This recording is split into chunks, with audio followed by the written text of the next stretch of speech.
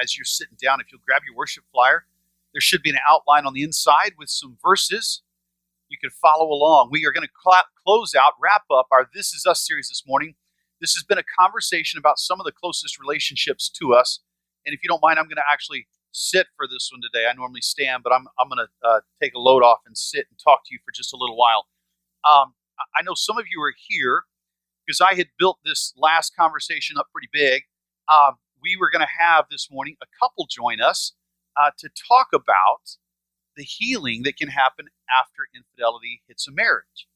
And I had warned you and prepped you, we weren't even going to record it because it was going to be a very personal, intimate conversation. Friday, I made the decision to postpone that talk at this point. And somebody asked me, the elders were when I was texting with them, they said, "Is everything okay?" I said, "Yeah, it absolutely actually is okay. The family, the couple that was going to share, will share with us at some point. But for me, as their pastor, some things just became real evident that were outside of their control that would put them at risk. And I couldn't do that. I'm not going to do that to somebody. I don't want the healing to stop. So I found myself in an interesting position about 1 o'clock Saturday morning. And this doesn't happen often, but at 2 a.m. I got up and I was really praying and trying to figure out where to go with this last piece because I didn't want to not say something. So as we wrap up the This Is Us series, I have what I think is going to be a fairly heavy topic. It's a topic I've not ever preached on. It's something I've never presented in this format to you. I want to talk about how to prevent an affair. But as we do that, I got to start with just a couple of questions, at least this first one for sure. I want you to participate with me, so everybody loosen up. Grab your worship flyer. I want you to raise your hand if you're married this morning, or if one day you want to be married, okay? So you can be single again, whatever that looks like for you. But if you want to be married or you're married this morning, put your hand in there. Everybody put it up real high. I see it's so funny because everybody looks around. Is this a trick question? What's he trying to get us to commit to? I didn't have you sign anything up. Now, the second question, a little bit tougher maybe. If you're planning right now or thinking about having an affair in that marriage, put your hand way up. Just go ahead and lift it way up. Real. See, I thought this was going to be an awkward moment. I thought at 2 a.m. Maybe I shouldn't ask that question. Here's the simple fact. I actually believe you. I started performing weddings back in, 93 or 94, officiating for people. And I believe you. I've seen lots of couples walk down the aisle, and nobody walks down the aisle thinking, I'm going to commit adultery. Nobody walks down the aisle and says, I'm going to have an affair on this really beautiful woman standing at the front of the church in this brand new white dress that costs way too much money. Nobody thinks like that. At least nobody I've ever encountered. I don't think you're wired that way. I don't think that's what you gravitate towards. I really believe that you didn't walk down the aisle, or if you're going to walk down the aisle one day, that you're thinking right now, well, yeah, I'm going to do that, but I'm going to there's a way out, and if I have to, I'll just have an affair. I just don't think that's the way you think. But let me give you a couple stats. The American Journal of Psychology and Christianity says this: up to 65% of husbands, 55% of wives, see if we can get these up on the screen for you, will have an affair by the time they're 40. 65 men, 55 women. See, we always think it's the guys, and you're right, guys, we're leading, not a good thing to lead in. But look at those numbers. Another study revealed that 8% of men, now watch this, 8% of men will say sexual dissatisfaction was the primary contributing factor to the affair. 8%. Now, I know, men, I know we gripe about not enough sex all the time, whatever, but when it comes down to it, 8%, only 8% will say that's why I had an affair. 48% of men will say emotional dissatisfaction was the primary contributing factor. That's actually the number one reason. That there's something not going on emotionally, they're not connecting at the time. And that really fits another stat that I heard years ago on Oprah. Don't judge me. I saw a clip, right? I don't watch it. Don't judge me. And it's this, and this stat holds true. I looked it up in several places. 88% of men report their mistress is no better looking than their spouse. See, ladies, it's not about looks, and it's not about just sex. It's obvious. Affairs don't happen just because of not enough sex. There is something missing, a thoughtful gesture, a connection that we're wrestling with. And I don't think anybody intends to cheat on their spouse. I don't think anybody who's sane enough to get married and spend all that money is thinking, I'm going to cheat on my spouse. We talk a lot about the hearts in here. We talk a lot about the things that sometimes are hidden in here that we aren't honest about, right? And contrary to all of the glory that extramarital affairs get in our culture, and please don't tell me they don't, they do. The sneaking around, the excitement, however you want to list it, please don't tell me that after all of that, it's simply about sex, because the numbers don't add up. People do not intend on having affairs. That's the bottom line. That's what I see as just a pragmatist that gets out and mixes it up with couples who want to get married, that does premarital counseling, that officiates weddings. That's not how you start out, right? So how do you get there? How do you get there? If you don't intend on having the affair, what are you not attending to, right, that allows you to get there? I think there's three crucial areas.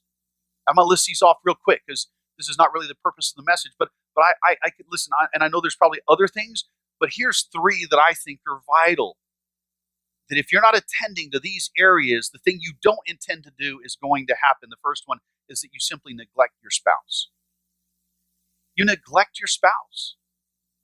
You get a hobby, right? A boat or a car, or you collect stamps. I hear people do that. I don't know. Maybe it's that big of a deal. Or you put bees in your backyard, like some of us are crazy enough that they're laughing because that's what I've done. You create distance. You allow distance to come into your relationship. You stop having sex. You stop pursuing the other spouse, whichever one it is. And it happens both directions, right? You neglect your spouse. You ignore the common traits that are required for just a friendship in general. And you allow distance into your relationship. One of the things Sue and I started early on in our marriage, in fact, day one, we just, when we're leaving the house, no matter what's going on, we say, I love you. Sometimes in the morning, when we're trying to, both of us get out the door or something, we may say, I love you like 10 times because I love you. And I go back out and I come back in, I forgot something, which it's me. I always forget stuff. And I can't find my wallet. That's a common thing. But I may have to leave the house 6 times, but every time, okay, love you, honey, love you. And it seems like a silly habit. I know you can say it without meaning it, but it's been a good habit for us. We try not to neglect that, because when you start neglecting your spouse, you put yourself in a dangerous place. Second, real quick, an area that I think if you don't attend to this, you're taking a small step, but you're moving towards an affair, is simply this: that you foster emotional connections with people other than your spouse. You foster some kind of connection. Listen, we live in a crazy culture, and I get it may start innocently. Somebody in your office, a coworker of the opposite sex says, hey, can I pray for you? I notice you're stressed or something. Maybe it just starts out as a prayer request that you simply share. I used to tell teenagers that were dating, I don't ever want to hear of you doing your devotionals in your car late at night, sitting out in front of your house with your boyfriend or girlfriend. You want to get to the most intimate part of your life, start praying together. That's an intimate thing. But maybe it starts out, I just shared a prayer request. We started finding areas of common interest. They like to talk about this, and my husband or my wife doesn't. And we start connecting in some way. And before long, this emotional bond starts to form, right? And then the next little step, you start imagining a different future, right? What could life be with this other person? Oh, life could be so much better. Facebook is I'm sorry to say, a great tool and a culprit at the same time. You reconnect with an old flame from high school or something, or or you set up coffee just to connect. It's one small step. You didn't intend to have coffee with an ex and then have an affair. But see, it's a small step. You say, well, that's not me. I tell my wife, that's fine. I'm just telling you these are problems I see, right? You have to either take it, be aware of it, do something with it, or do nothing with it. But those little steps will get us in trouble. I've seen it over and over. I'm going to tell you right now. If you come to me and say, Pastor, hey, this person reconnected with me. I was thinking about just having coffee. It's innocent. I told my wife. I'm going to tell you no. I don't think you need to have coffee with an ex. I've seen it too many times. You can tell me, well, I'm stronger than that. I'm going to tell you, no, you're not. I don't believe you. Sorry. I'm not. I wouldn't do that. My wife wouldn't let me do that. One small step. You foster some kind of an emotional connection. Third thing I think you need to just real quickly pay attention to. If you really want to attend to your marriage well, but if you don't attend to this area, I think you're taking a step towards an affair, and it's this. You rationalize your new relationship. You've taken this little step, and you've reconnected, and you're sharing, and maybe you're even having coffee at work together, and it's a public break room, but you're sitting off by yourselves, and you're having intimate conversations. You begin to rationalize, listen, I need to be happy. My spouse doesn't make me happy. Wouldn't God want me to be happy now? And we do that. We jump through those little, listen, I can get there. You can too. We can rationalize so much internally. You begin to rationalize that relationship, and you're on that pathway. Your friends start telling you, oh, but you really need to be happy. Get a new friend. You might not intend on having an affair, but if you don't attend to some of these areas, you will find yourself taking steps that put you in a dangerous position. I want to go, though, this morning to a section of Proverbs. And I want to camp out on three little things. I love Proverbs. Just to give you some background here, because if you're not regular around here, we try to say this all the time. Proverbs is an interesting part of the Bible. It's short, pithy statements. It's statements about truth. That does not mean, though, that every statement in the book of Proverbs has to come true. You follow me? In other words, Solomon wrote this, and I really think he wrote it to his sons. If you get into chapter 1, you see it a lot, that he mentions his sons a lot. I think he was trying to gather all this truth and general truth and put it together and say, hey, boys, pay attention. I think he was trying to help them grow up. And I think God used this book in a great way. But the statements don't always have to happen that way. Let me give you one illustration. I didn't put this in your notes, but I think I put it in on the screen. Proverbs 10, verse 27. Here's what the verse says. Fear of the Lord lengthens one's life, but the years of the wicked are cut short. Now, do you know anybody who's wicked, who's lived a really long time? Don't raise your hands, okay? Like, come on.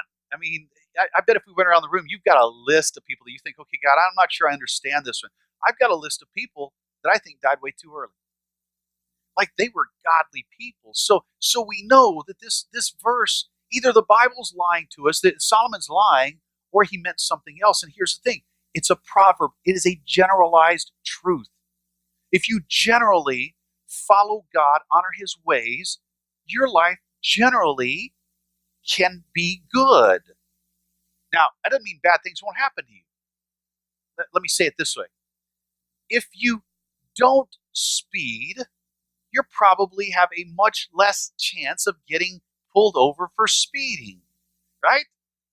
If you do speed, you may not get pulled over. It's a general truth. You could get away with it, but if you do speed, you've got a greater chance of being pulled over, right? So it's a generalized truth. So that's the background. Solomon's writing this stuff, and I think personally, because of chapter 1 and some other places, he mentions his son so much. I think that by the time you get to Proverbs chapter 5, he gets really into it about this idea of adultery. And I want you to read this with me, because I think, and I'm going to put a couple of caveats. I always do this. Ladies, please don't get offended at this point. He's going to use the woman as the adulteress. And I really think it's just because he had sons. He's not saying it's only women, right? So read this both ways, please. We all know that men can make bigger messes than ladies when it comes to this. I mean, pay attention to the time we live in. The number of ladies who are coming out and confessing and bringing to light how poorly they've been treated is horrific. So obviously, Proverbs is not just saying women are the problem. Don't read it that way, okay? Be careful. Don't let anybody tell you that's how it was written. It's not. He just used the illustration because it fit his son. So go to Proverbs 5, chapter 1, verse 1.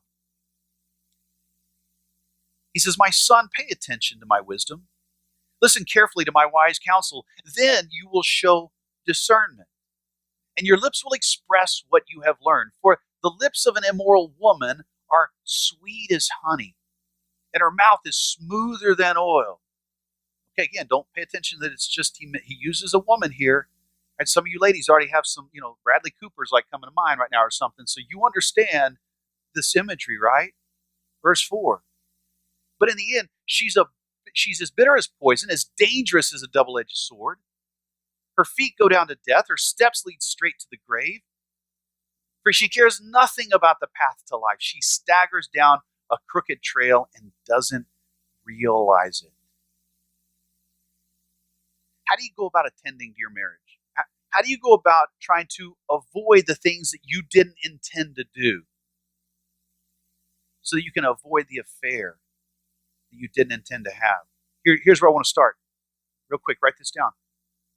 By recognizing what you have to lose. I love the start of this. It's like Solomon saying to his boys, you need to pay attention to something. Yes, it looks good. Man, she's attractive. Wow, she's sexy.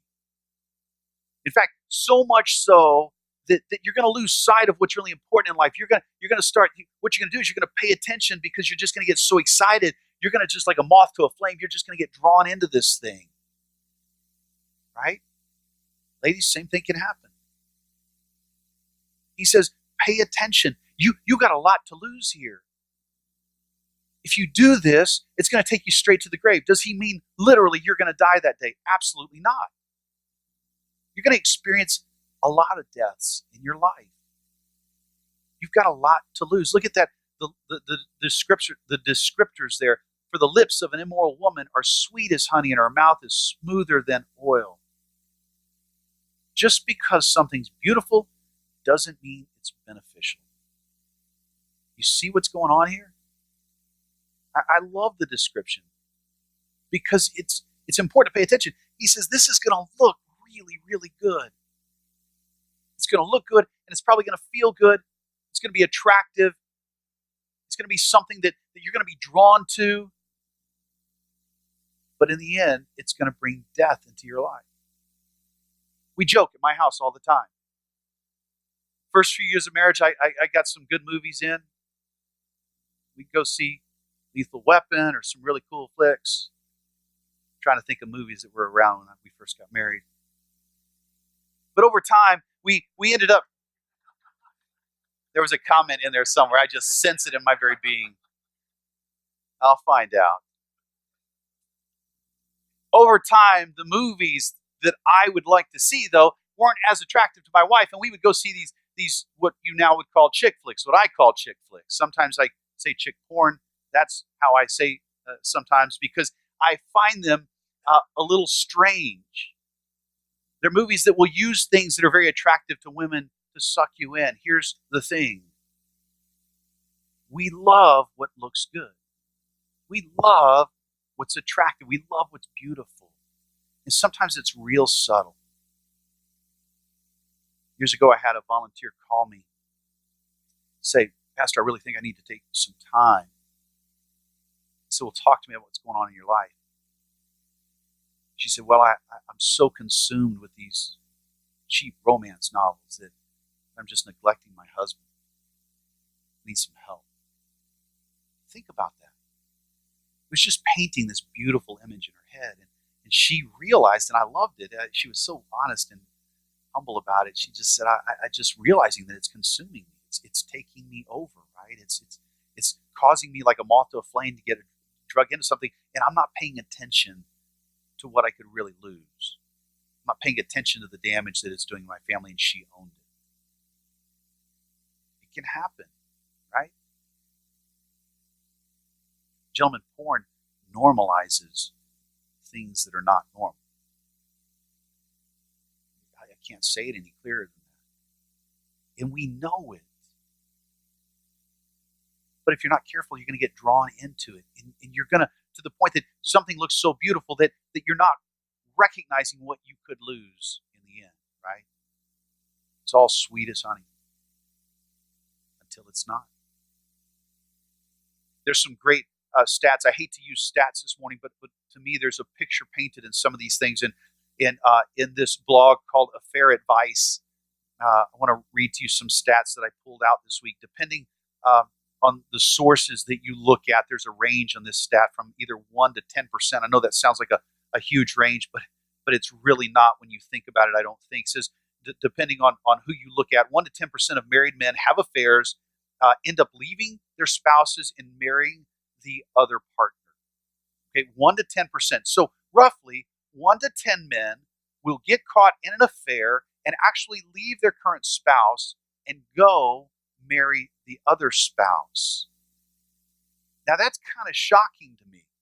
Look at this next stat. 75% of marriages from affairs end up in divorce. That's a huge stat. 80% of those who divorce after an affair end up regretting their decision.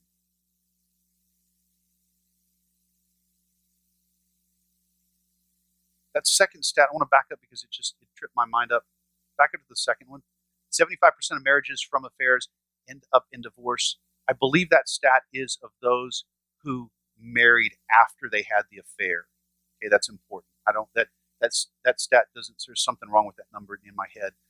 So I think that 75% is of the 1 to 10% that had the affair, left their spouses, got married. 75% of those end up in divorce. That should be clearer. Then 80% of those who divorce during an affair end up regretting their decisions. Think about that. Think about what those decisions are telling us, those stats are telling us.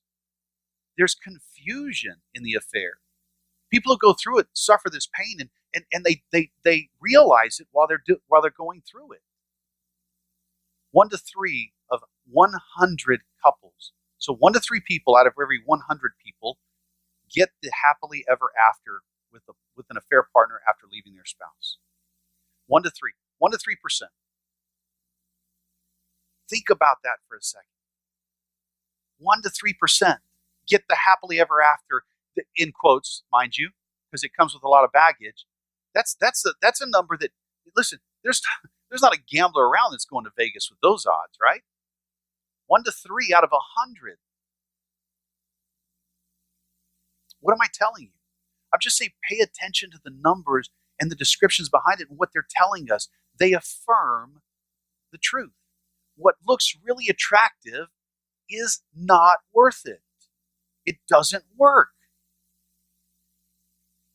When you go have an affair and it's all exciting and things are going on and you're moving around, it's kind of like being on that show, The Bachelor. Have you ever seen this show? I don't watch it.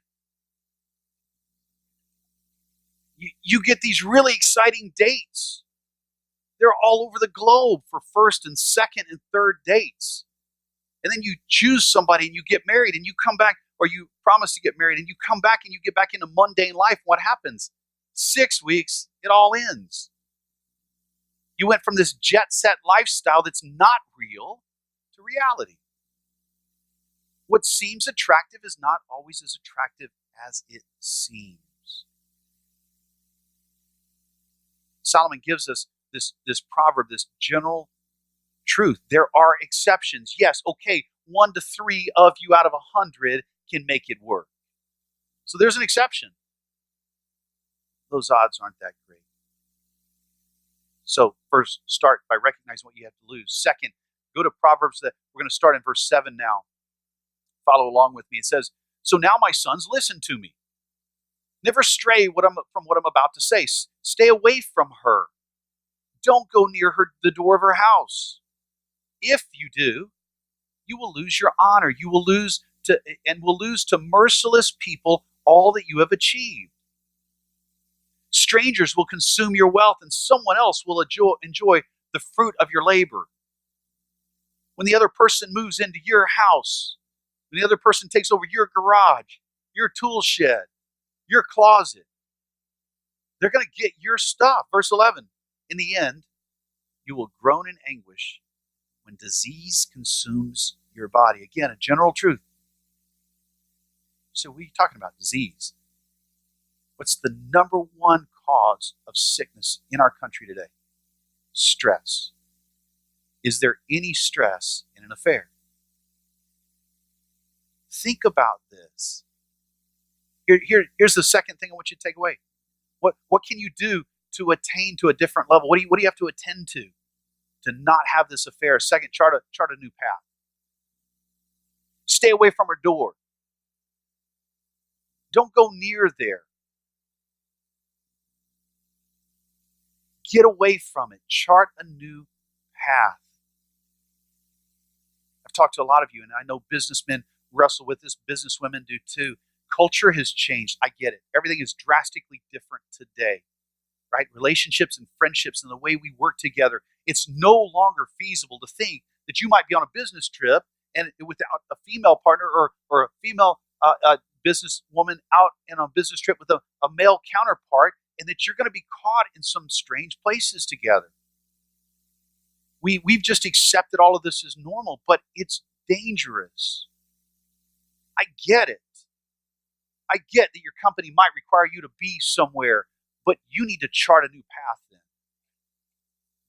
For some of you, that's going to be, I'm going to go find a new job. For some of you, it's going to be finding a way through the messiness. Mine's not to judge. I don't want to judge anybody. I don't want anybody here judging each other. I'm just saying you got to chart a path. You got to be more intentional. Solomon tells his son, don't ever go to the door. Think about it differently. Chart a new path. Rearrange how you were going to live your life. Don't go to the door. Yeah, things have changed. But listen to me. In the last 25 years, extramarital affairs, infidelity, has exponentially risen. You ever heard that quote from Albert Einstein? It's one of my favorite quotes of his.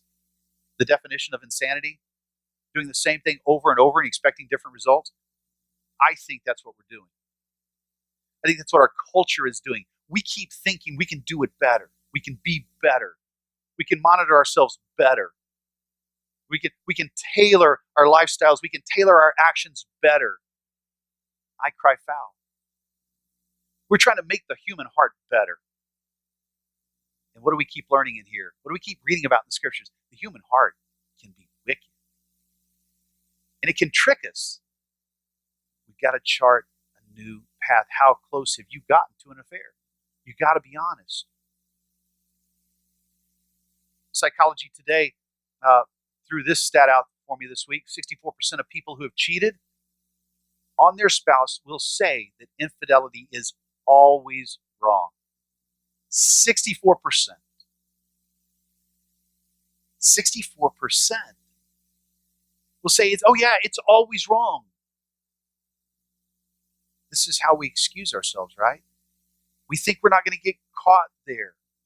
We don't want to look odd. We don't want to say, well, I can't ride in a car with a woman, or I'm not going to go stay in a hotel with a woman alone.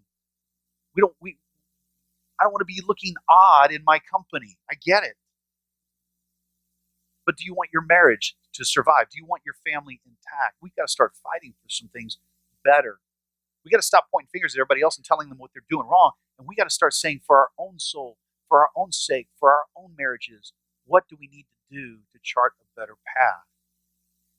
It's insane to me to think that we keep doing the same thing and then getting really concerned about why nothing changes. Chart a new path.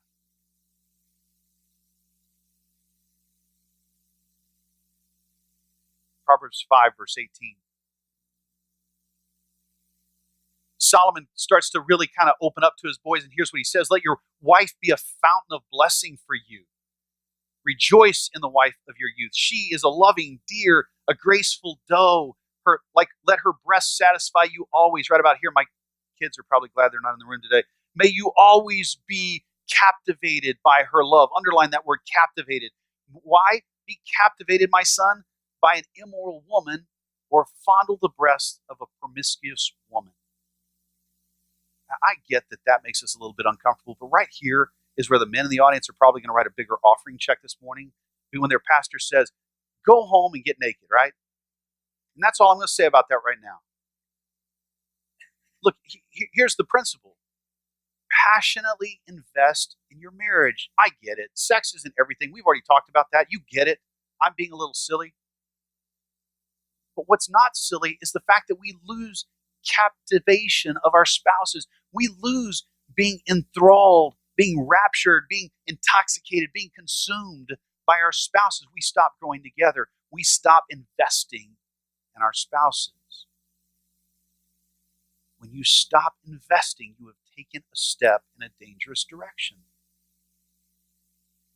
Years ago, I had a mentor, and I've said this quote multiple times recently, who used to say to me, stop doing for your spouse what you want them to do for you. Stop doing for other people what you want them to do for you. In other words, learn to communicate.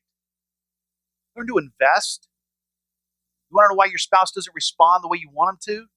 A lot of times it's because you keep trying to do for them what you really want them to do for you. Just communicate. Tell them what you want, but then learn what they want. Do for them what they want. Invest in your spouse. Divorce Magazine reports that 70%, I actually took an average of this because I think the range was 60 to 75% of couples stay together after an affair, which is why that stat I said a while ago was off, if you caught that. This was shocking to me. The range was 60 to 75%. I put in my notes just 70% of couples, on average, stay together after an affair. The majority of our culture is telling us the affair is not worth it. Your marriage is worth it. Your spouse is not the enemy, right? An affair is not going to improve your life. That's what the stats say. And by the way, these are not stats that we took inside the church either. None of these periodicals, most of them that I looked at, were not Christian-based. One was. These are stats that are coming from the real world. People who are saying it's not worth it. It's absolutely not worth it. If you want to affair-proof your marriage, and again, I can't even say that until you can give you 100% money-back guarantee, right? Because it's predicated on whether or not your spouse is going to walk this road with you. That's why choosing a spouse is so important. But at least if you'll begin with these 3 small steps, recognize what you have to lose, chart a new path, passionately begin to invest in your marriage, you will start down a path that makes and gives you a healthier marriage. You're going to give yourself a fighting chance. So the question really is, what do you need to start with today? Of all of those things, where would you need to start? You need to recognize what you have to lose. Do you need to maybe play in your head the conversation of what it would be like to go sit your kids down and say, Mommy and Daddy are no longer going to live together? Some of you had to do that, and it's so brutal. And by the way, if you're in here this morning and you've experienced this, or you've experienced a failed marriage, we get it. The world's broken. So we don't throw stones around here. We just simply recognize how to move forward from here. But do you really want to have that conversation with your kids? I'm always intrigued by how we talk about how resilient kids are. Oh, kids are resilient. They'll bounce back. We've got all these stats to prove that. But when you set a child down, the majority of the parents I work with never sit a child down and say, one of us had an affair. What do? We're just not in love now. We've grown apart. We sugarcoat it. We think they're resilient enough to not have mom and dad living under the same roof, but then we sugarcoat what we give them, which tells us we're lying to ourselves, right? Recognize what you have to lose. Have that conversation in your head. Have it with your spouse. I don't want to wind up here. So if I don't want to wind up here, what can we do now? Let's just take one step together. Chart a new path. Figure out what that could look like. Passionately invest in your spouse. Here's what I want to leave you with. the affair you don't intend to commit in your marriage, must drive you to attend to your marriage in order to prevent it. If you don't intend on having the affair, then you really need to start attending to some things. Because this happens to good people. This happens to great couples. It happens too often. Where are you going to start today? Let me pray for you.